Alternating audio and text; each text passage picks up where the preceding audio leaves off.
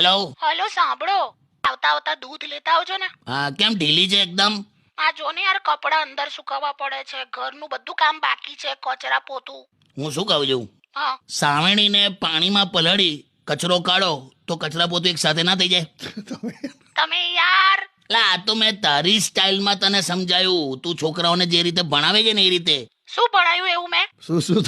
શું ભણાય? અરે છોકરાઓને શું સમજાવ્યા? શું? જે લોકો મંદિરની બહારથી રસ્તે જતા ચાલુ વેહિકલ પર ભગવાનના દર્શન કરી લે એને માર્ગદર્શન કહેવાય.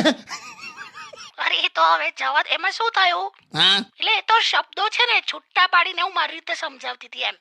અરે માર્ગદર્શન એને કે માર્ગદર્શન એટલે ગાઈડન્સ કહેવાય.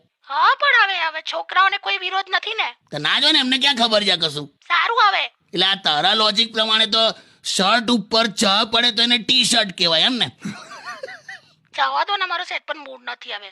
તમે દૂધ લેતા આવજો. સારું, ચાલ. મૂડમાં તું એકદમ સરસ મૂડમાં આવી જા. ચાલ, આવું હારી નથી લાગતી. આના આરામ કર, ના થતું હોય તો જેટલું થાય એટલું કર, બાકી આરામ કર. સારું. એ બિચારી ઢીલી પડી ગયેલા. પણ આ તમારે દૂધની થેલી લઈને જવાની છે, 2 રૂપિયા ભાવ વધી ગયા છે. ના, પણ અમારો દૂધવાળો ભાવ નથી વધારતો, એ ખાલી પાણી વધારે છે.